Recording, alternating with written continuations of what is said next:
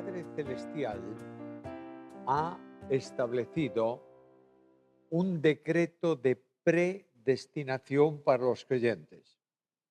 Y el resumen lo tienes en Romanos 8:29, que seamos hechos conformes a la imagen de su Hijo.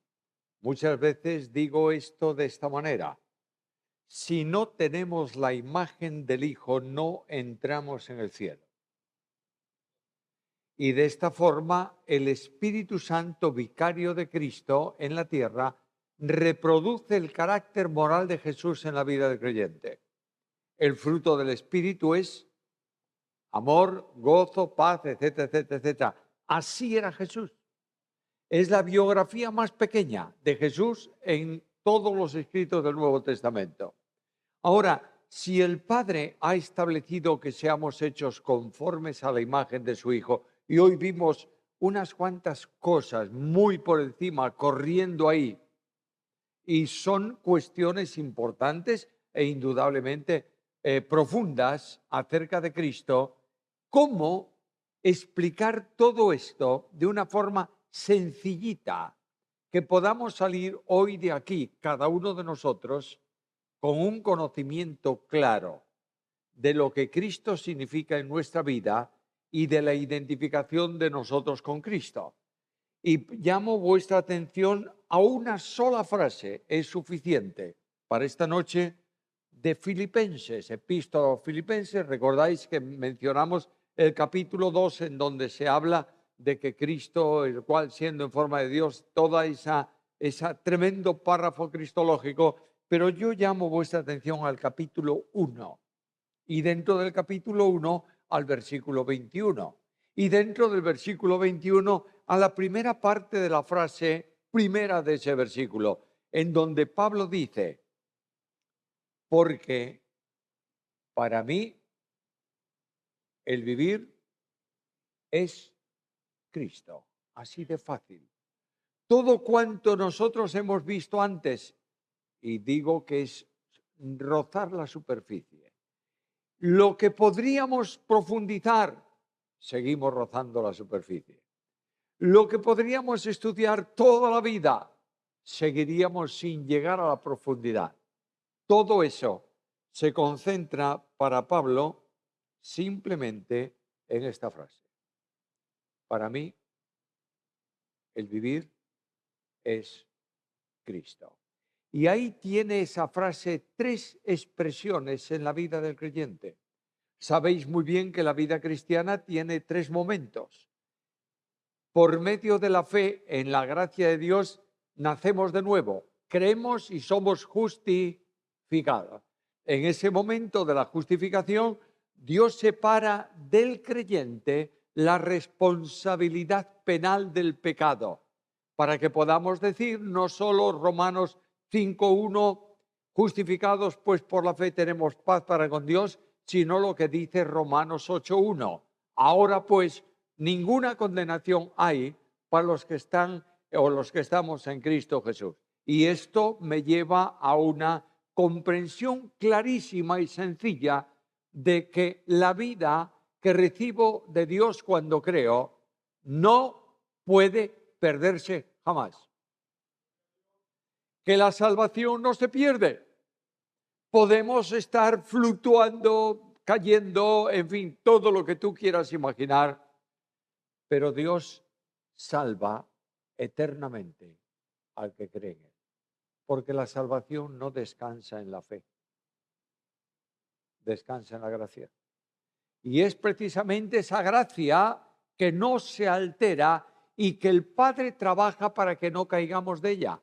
¿Recuerdas la bendición de Judas cuando dice: aquel que es poderoso para guardarnos sin caída y presentarnos delante de su gloria con gran alegría al único sabio Dios nuestro Salvador, sea gloria, etcétera, etcétera, etcétera, etcétera? Por tanto, el Padre dice: no caerán de la gracia, pero la salvación me vincula con Cristo. Por tanto, en la primera etapa inicial de la salvación, Dios me retira la responsabilidad penal del pecado. No hay condenación.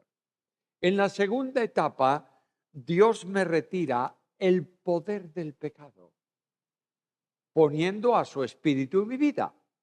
De manera que dice el apóstol Pablo, andad en el espíritu y no satisfaréis las obras de la carne. Ese condicional en castellano es una buena traducción, pero no expresa absolutamente toda la idea que hay en el texto griego. Lo voy a traducir de otra manera. Mientras andáis en el espíritu, no satisfacéis la carne. ¿Está claro? Es decir, en el instante en que tú no andas en el espíritu, andas en la carne, no hay vuelta de hoja. Y quien lucha contra la carne no eres tú, es el espíritu. El espíritu lucha contra la carne y la carne lucha contra el espíritu, para que nos demos cuenta de que no podemos hacer ¿qué?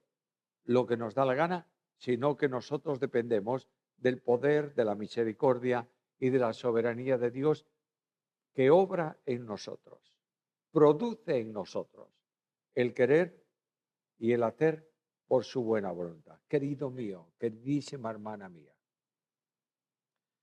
la vida de santificación o la llevas en el espíritu o no la llevas. ¿Está claro? Y esto es muy importante. Ahí tienes un mundo lleno de angustia. Hay un viejo himno en castellano que no sé si lo tendréis por acá o lo habréis cantado alguna vez en vuestra vida, que dice, lleno de angustia y temores en brava y oscura mar. Bueno, y esto es lo que le pasa a muchos cristianos. Viven toda su vida llena de angustia y temores, porque se salvan por gracia y se santifican por obras. Y esto no es posible. De manera que tú, en la dependencia de Cristo, avanzas un paso más y el Espíritu retira de ti el poder del pecado para que vivas una vida santa. Lamentablemente caemos, pero tenemos esa. Y finalmente la tercera etapa de la salvación es la glorificación, en donde Dios retira para siempre el pecado, la presencia del pecado del creyente, para que vivamos eternamente sin ser afectados por el pecado que ya no está. Ninguna cosa sucia entra en la presencia de Dios. Pero Pablo menciona estas tres etapas en la primera frase del versículo. Primera etapa, Cristo es la razón de nuestra vida. ¿Por qué? Porque Juan, y lo leímos en el capítulo 1, afirma lo siguiente, en él estaba la vida. Cuando yo creo en Cristo, se cumple para mí la promesa del Señor. Les doy vida eterna. Y mencionaba el otro día que la vida eterna es privativa y potestativa de Dios. ¿Cómo puedo yo tener vida eterna si soy limitado?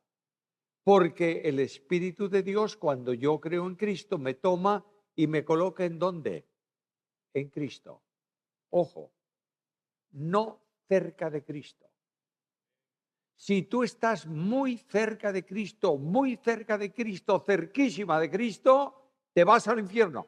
¿Está claro? Solo tienes vida cuando estás en Cristo.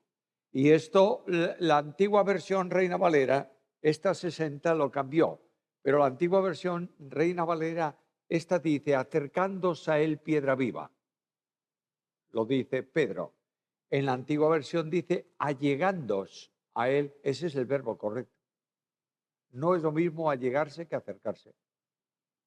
La diferencia es muy sencilla. Yo tengo un niñito por ahí, me encantan los niños. Tengo un niño por ahí, viene corriendo, lo agarro, le doy un abrazo bien fuerte a uno de mis nietos. Lo he acercado. Ahora yo tomo ese nieto, lo levanto del suelo, lo pongo en mis brazos, lo he allegado. ¿Por qué? Porque ocupa el mismo lugar donde yo estoy. ¿Comprende la diferencia? Luego el Espíritu Santo me comunica, me vincula a Cristo y como en Él está la vida de Él viene a ser mi experiencia. Claro, la vida de Dios descansa en dos grandes perfecciones. Esencia o sustancia, según seas griego o latino, y naturaleza. La naturaleza es la expresión de los atributos infinitos de Dios comunicables al hombre. De manera que cuando yo estoy en Cristo, a través de Cristo y por Cristo, la naturaleza de Dios viene a ser mi experiencia personal. De ahí que Pedro diga que por las grandes promesas hemos venido a ser hechos participantes de la naturaleza divina, no de la esencia divina. Yo nunca puedo ser omnipotente, ni omnisciente, ni omnipresente, pero puedo amar como fui amado. En la medida en que yo viva en el Espíritu, puedo ser justo, las perfecciones comunicables de Dios que son su naturaleza, en Él estaba la vida. Pero hay algo más. Este Jesucristo, el Señor, es comunicador de vida porque es el único mediador entre Dios y los hombres. Dice, no hay otro nombre debajo del cielo dado a los hombres en que podamos ser salvos. Y yo quiero recordarte que las bendiciones de Dios proceden siempre del Padre de las luces, lo dice Santiago, es decir, de la primera persona divina. Él abre la mano de bendición y ahí fluyen las bendiciones. No puedes asimilarlas tú si no pasan por Cristo. Cristo es el que hace asimilable la bendición de Dios para el hombre. Pongo el ejemplo, no sé si lo puse el otro día, es que durante estas semanas puse alguna vez, todo el ejemplo, no sé si fue aquí, pero si fue aquí lo escuché ahí 2 veces. ¿La gallina come maíz o no? Entonces yo me voy al comercio, aquí tengo unas cuantas gallinas. No sé qué le pasa. Se mete conmigo el electrónico. Esto siempre. Voy al comercio, me compro una bolsa así de maíz, duro, seco. Lo echo al suelo. ¿Qué hace la gallina? ¿Viene y qué? ¿Has intentado comerlo tú así? Si fueses capaz de comerlo, de tragarte una cucharada de ese maíz así, dudo que puedas, pero imagínate que puedes, te va a sentar como un tiro en el estómago, ¿o no? Claro. ¿Por qué? ¿Y por qué la gallina lo come y tú no? Porque la gallina es gallina y yo no soy gallina. Para poder comer el mismo maíz que ella, tengo que cocerlo o tengo que panificarlo o no sé lo qué, pero tengo que adecuarlo. Dios envía sus bendiciones, pero solo se hacen adecuadas a mí cuando pasan por el mediador que es Jesucristo, que las acondiciona, digamos así, para mi vida espiritual. Tengo vida eterna y tengo el modo de alcanzar eso, que es por medio de la fe. Ahora, yo ya me he vinculado con Cristo porque he creído en Él, el Espíritu me ha unido vitalmente a Jesús y vengo a una experiencia de posición en Cristo. El creyente no está, lo dije antes, cerca de Cristo, el creyente está en Cristo. Y dice el apóstol Pedro, que utiliza un ejemplo muy interesante, que la roca viva sobre la que la iglesia se edifica y por consiguiente cada uno de los creyentes, la roca es ¿quién? Es Cristo. Cristo es la roca. Ahí tenemos la gran discusión católico-romano-protestante, en donde en Cesarea viene Cristo y le dice, a ver, ¿qué dicen la gente que soy? Un hombre. ¿Y vosotros qué decís? ¿Y qué dice Pedro? Tú eres el Hijo de Dios. Bueno, ahora esa revelación de Pedro dice, recibe una respuesta de Cristo. Tú eres Pedro y sobre esta roca, piedra, edificaré mi iglesia. Claro, dejadme hacer una recomendación con todo cariño. Efectivamente, en griego hay 2 palabras para hablar de piedra. Hay la piedra normalita y la gran roca. Son palabras distintas. Pero Cristo no habló en griego. Cristo hablaba en arameo o en hebreo coloquial. Y ahí no hay 2 palabras que las distingan. Lo que Cristo dijo, estoy hablando a la literalidad, lo explico enseguida, dijo, tú eres Pedro y sobre Pedro edificaré mi iglesia. Lo dice. Es lo que dice ahí. Entonces la pregunta es, ¿ves? ¿Los católicos tienen razón? No, no tienen ninguna. Porque cuando yo escucho una conversación entre dos y no entiendo lo que ha dicho, ¿qué hago? ¿Qué debo hacer? Preguntarle. Me voy a Pedro y le digo, oye, ¿quién es la roca? Y Pedro me dice con toda claridad, la roca es Cristo. Y le pregunta a Pablo, y Pablo ¿qué me dice? La roca es Cristo. No discutas de semántica de un idioma que ni tú ni yo conocemos. No te metas en líos. Simplemente vete a la Biblia y dile, o Pedro está equivocado o el dogma católico está equivocado. Y el que está equivocado es el dogma católico, eso no hay duda ninguna. Por tanto, lo que me dice aquí el texto bíblico es que la roca que mantiene la estabilidad de mi vida personal, ¿quién es?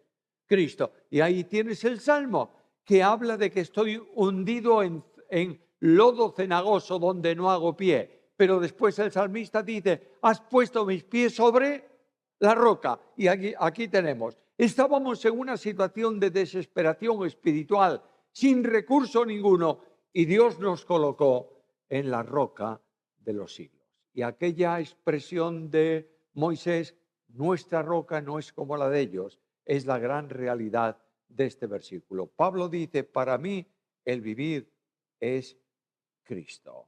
Y la finalidad de la relación con Cristo no es solamente asentar mis pies, sino avanzar a la esperanza cristiana. Lo veré enseguida dentro de un momento, si el Señor lo permite. Por tanto, hemos estudiado, hemos visto quién es Cristo, ¿verdad? Y yo le pregunto a Pablo, Pablo, ¿qué es Cristo para ti? Y él me dice lo mismo que para ti. Cristo es la razón de la vida. Segundo, le pregunta a Pablo, ¿solo eso? Y él dice, no, hay más cosas. Cristo para mí es el modo de vida. La forma de vida cristiana está vinculada a Cristo. Lo primero que Dios ha hecho cuando hemos creído es que nos ha reconocido como sus hijos. Juan 1:12. A todo el que le recibe, al que ha creído en él, le ha dado autoridad, facultad, potestad de ser hecho hijo de Dios. ¿Tú has visto el cambio? De manera que los que estaban muertos en delitos y pecados, condenados a eterna perdición por su condición, pasan a ser hijos de Dios. Y esa relación con Dios la encontramos porque estamos en Cristo. ¿Está claro? Dios me ve a mí perfecto.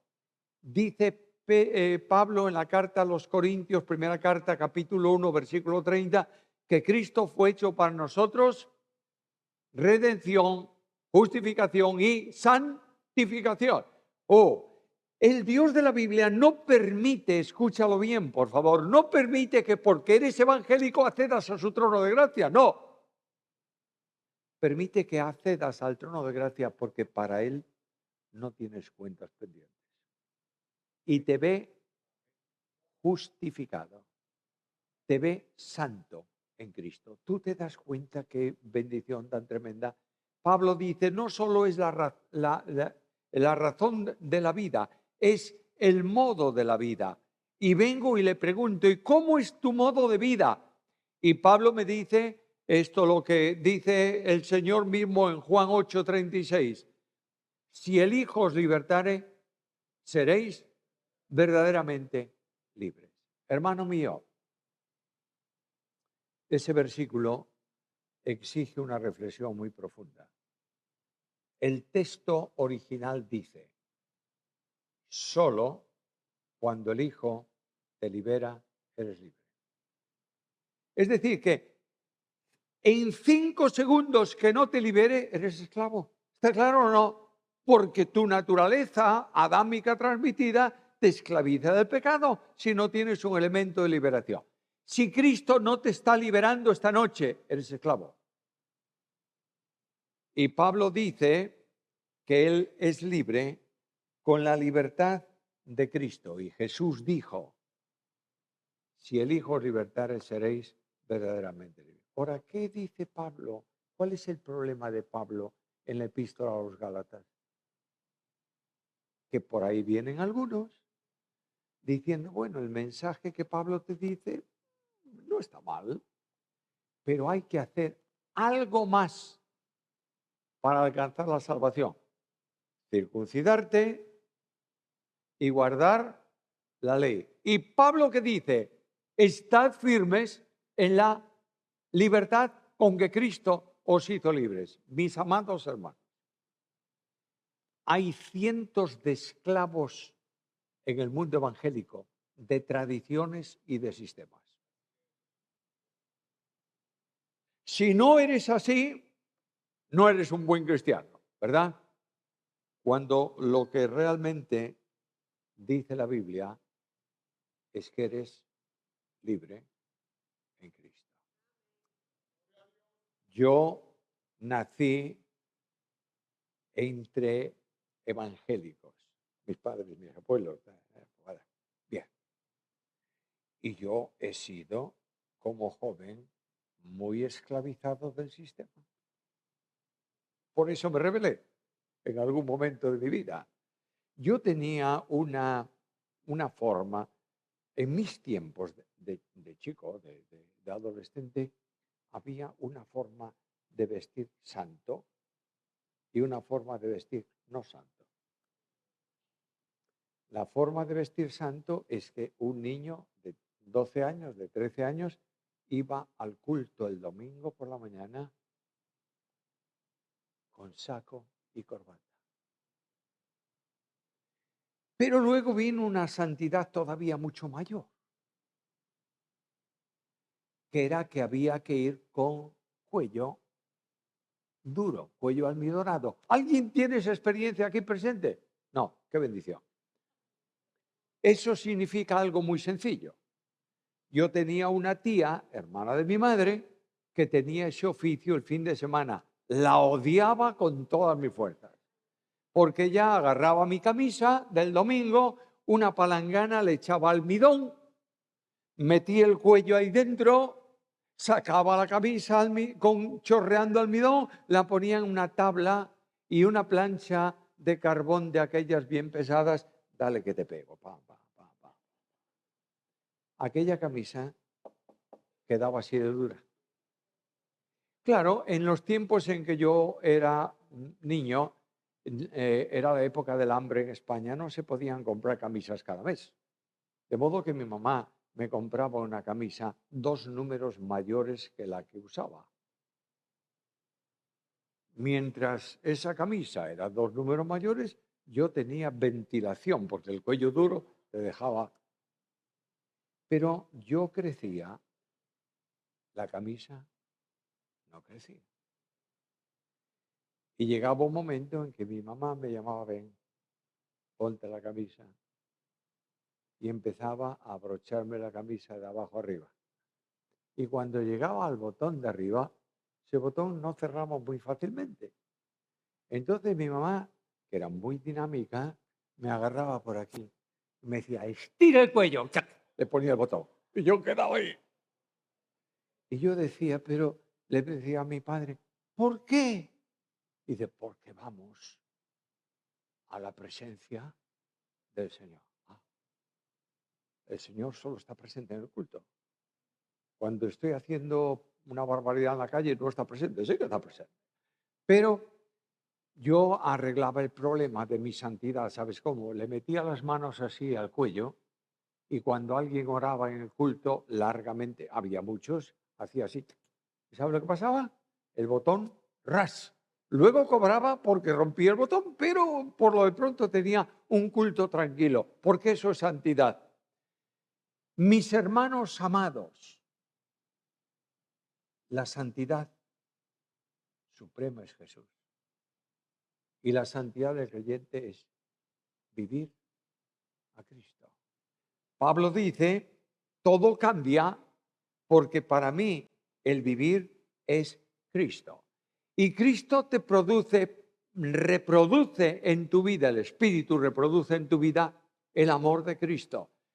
Juan dice que amó a los que estaban en el mundo hasta el fin. Y hay aquel gran ejemplo de Cristo lavando los pies de los discípulos, ¿verdad? Por amor.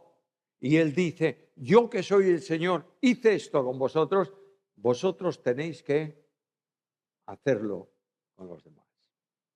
No hay bendición más grande que restaurar a un caído.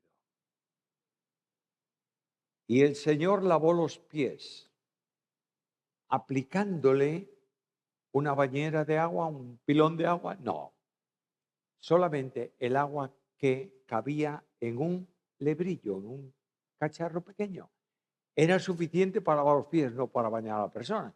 Ahí tienes a Pedro. Cuando Cristo viene y Pedro dice, no, ¿cómo no? Si no te lavo los pies, ¿no tienes? Entonces báñame. Y dice, no, no hace falta tampoco, Pedro. Esto ya está limpio, solamente limpiar los pies. No vayas nunca a restaurar a nadie sin llevarle una porción de la Biblia para su necesidad. No hay que volcarle toda la Biblia por encima y dejarlo mojado, porque inmediatamente que Cristo lavó los pies, que hacía, los secaba con la toalla. Vosotros aquí en Dominicana supongo que llueve, sí, debe llover de vez en cuando fuerte, pero en Galicia tenemos una bendición muy grande, ¿sabes qué es? Que comienza a llover ahora en octubre, mes de octubre, suavecito, llueve hasta marzo. Y ahí está cayendo agua. Para un poquito, otra vez. No hay peor cosa que unos pies mojados. Automáticamente te enfrías. A veces nosotros echamos un chorro de agua sobre un creyente que tiene un problema y lo dejamos ahí. Cristo acarició esos pies. Y Cristo secó los pies de rodillas. Porque estaban sentados, no podía hacerlo de otra manera. Mi amado hermano, cuando vayas a decirle a un hermano tuyo alguna cuestión sobre alguna falta en su vida, antes ponte de rodillas y ora al Señor por él. Y aplícale la Biblia y acaricia sus pies para restaurarlo. La vinculación con Cristo me comunica amor. La vinculación con Cristo, dice Pablo, para mí el vivir es Cristo. Pablo dice que él tiene una paz, a pesar de que recibió golpes y problemas y tribulaciones y mil cosas, él se mantiene tranquilamente. ¿Sabes por qué?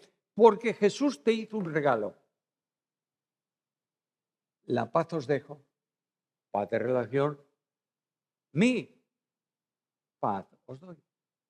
¿Qué es eso de mí? Yo no puedo vivir la paz que tenga el pastor Pedro. Lo vive él. Ay, mira, yo siento mucha paz. Ay, déjame vivir tu paz. ¿Cómo vas a vivir mi paz? La paz es mía. Pero tú puedes vivir la paz de Jesús, ¿sabes por qué? Porque tú estás en Cristo y Cristo está en ti. Y ahí tienes una vida llena de paz. Iglesias inquietas. Iglesias divididas. Matrimonios rotos. Relaciones entre padre e hijos cortados, porque no se está viviendo a Cristo. Porque cuando tú vives a Cristo, el amor de Cristo y la paz de Cristo son tu experiencia personal. ¿Algo más? Sí, me dice la Biblia, algo más. Y es que Jesús tiene una promesa para ti, para mí. Es verdad que esa promesa final de Mateo se aplica directamente a la evangelización y a las naciones y a hacer discípulos, y aquí yo estoy con vosotros. ¿Cuándo? Todos los días hasta el fin. La presencia de Cristo es una realidad en nuestras vidas siempre, de forma muy especial en las pruebas. No sé si alguno de vosotros está pasando hoy por una prueba. No sé si tienes una inquietud profunda en el fondo del alma. No sé si a veces te sientes solo en medio de tu conflicto. La Biblia tiene una promesa en el Salmo 91:15. Con él estaré yo en la angustia. Es algo fantástico cómo Dios es capaz de tranquilizar tu espíritu en medio de las pruebas más difíciles. Muchos de vosotros sabéis que yo he estado casado con mi esposa Esther, Susana con su esposo Jorge. Él murió en un accidente, mi esposa la llevó el Señor con un problema de cáncer. Y cuando eso ocurre, tú te sientes realmente destruido. Y hay preguntas sin respuestas. Y hay noches de lágrimas. Y hay silencio en el alma. En una de esas ocasiones, después de la muerte de mi esposa, estaba en una escuela bíblica de verano. Y a mí me gusta, Susana la contagia y también lo hace conmigo. Nos gusta levantarnos tempranito y salir a caminar. Y yo ahí en la escuela bíblica de verano me levantaba temprano y me salía al bosque a caminar. No porque quisiera caminar solo, sino porque no quería encontrarme con nadie. De modo que caminaba y venía para llegar al momento de la clase y estar ahí. Los hermanos de la escuela bíblica que sabían mi situación venían con la mejor buena voluntad, los amo entrañablemente, para decirme, ¿sabes lo qué? ¿Cómo estás hoy? Yo no quería escuchar eso. ¿Cómo voy a estar? Y una mañana me levanté y salí por el sendero del bosque y vi allá arriba 2 de los estudiantes. Estaban esperándome, con la mejor intención. Agradezco profundamente su intención, pero yo no quería estar con ellos. De modo que, ¿qué hice? Di la vuelta, me metí río abajo o monte abajo hacia el río. Llegué cerca del río a una explanada donde había robles centenarios, de esos que sacan las raíces por fuera de la tierra y están llenos de musgo verde por el paso del tiempo. Y ahí me senté en una de esas raíces y me puse a llorar. Y dije al Señor, Señor, no quiero seguir. Y lo que nunca he experimentado en mi vida, lo experimenté en ese momento. Una calma infinita que solo podrán los amados de Dios comprender.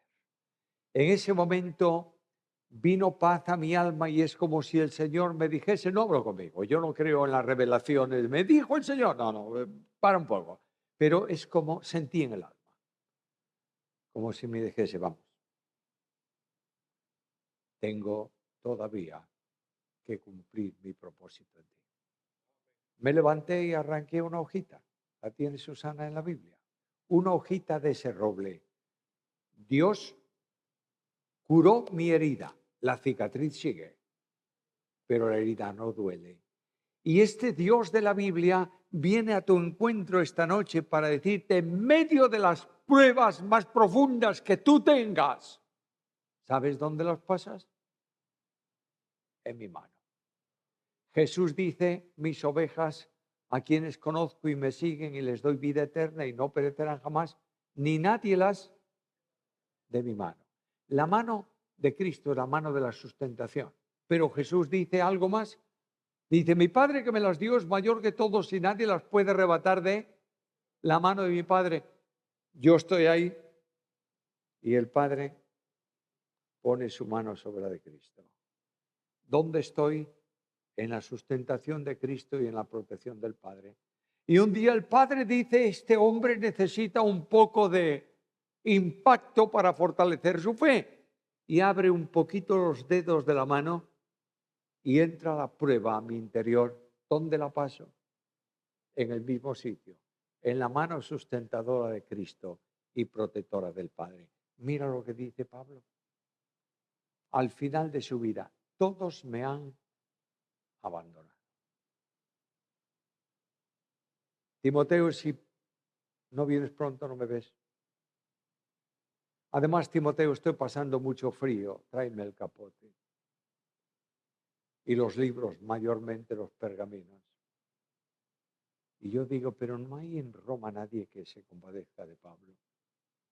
Y de pronto Pablo dice, pero el Señor estuvo conmigo. Ahí tienes la experiencia. Pablo dice, para mí el vivir es Cristo. Y por último, ¿esperas la gloria o no? ¿Y qué esperas de la gloria? A ver, ¿qué esperáis de la gloria? Bueno, que el Señor rompa los cielos y venga y nos busque. Sí, yo también. Y luego, después de eso, ¿qué? Bueno, la ciudad celestial, la calle de oro, las puertas de perlas, los fundamentos de piedras preciosas. ¿Los esperas? No os quedéis parados. Yo los espero. Pero esa no es la esperanza cristiana. ¿Qué dice Pablo en Colosenses? Cristo es en vosotros esperanza de gloria. Y ahí yo puedo hoy escuchar su promesa. No se turbe vuestro corazón. ¿Creéis en Dios? ¿Creéis también en mí? En la casa de mi Padre muchas moradas hay, si así no fuera, os lo hubiera dicho. Voy pues a preparar lugar para vosotros, y si me fuese y os preparase lugar, vendré otra vez y os tomaré a mí mismo para que donde yo estoy, vosotros estéis en el lugar. No, vosotros estéis conmigo y sabéis a dónde voy y sabéis el camino.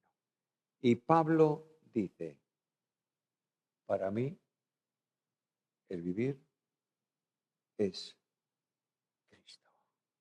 Siempre espero que mañana no tengamos culto. Espero que es el miércoles en el colegio por la mañana, el jueves por la mañana. Espero que no vayamos al colegio jueves por la mañana. Espero que a lo mejor algunos, lamentablemente, vengan mañana a las 7:30. Se han olvidado de abrir aquí.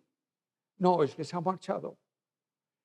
Espero que Cristo rompa los cielos y venga a nuestro encuentro. Déjame espiritualizar un texto, ¿me permites? Voy a hacerlo. Cantar de los cantares. La voz de mi amado. He aquí que él viene, saltando sobre los montes, brincando sobre los collados. Y yo puedo sentir esta noche el saltar del amado. Y siento ya en la distancia la voz de autoridad que nos va a llevar con él. Y veo esto y digo, para mí, el vivir es Cristo. Se cuenta que en una casa había una familia, papá, la mamá, un hijo único y el abuelito.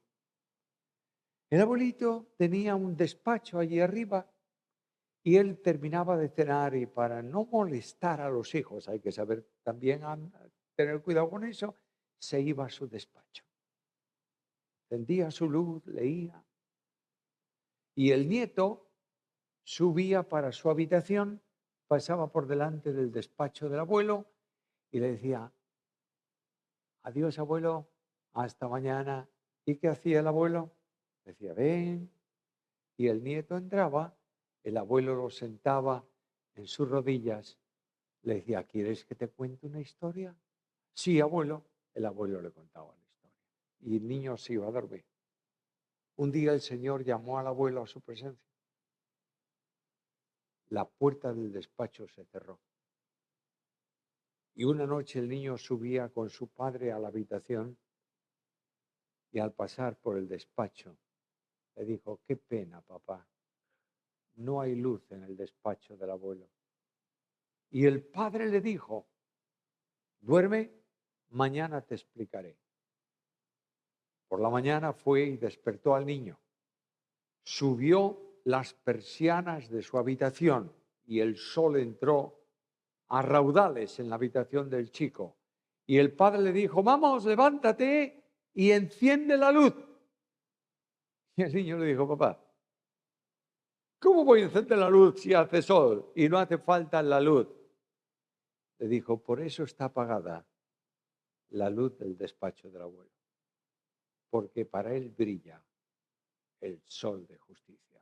Hermanos míos amados, salgamos hoy a lo mejor con la cabeza un poco llena de datos, pero salgamos con el corazón caliente. Para mí, el vivir es Cristo. A Él sea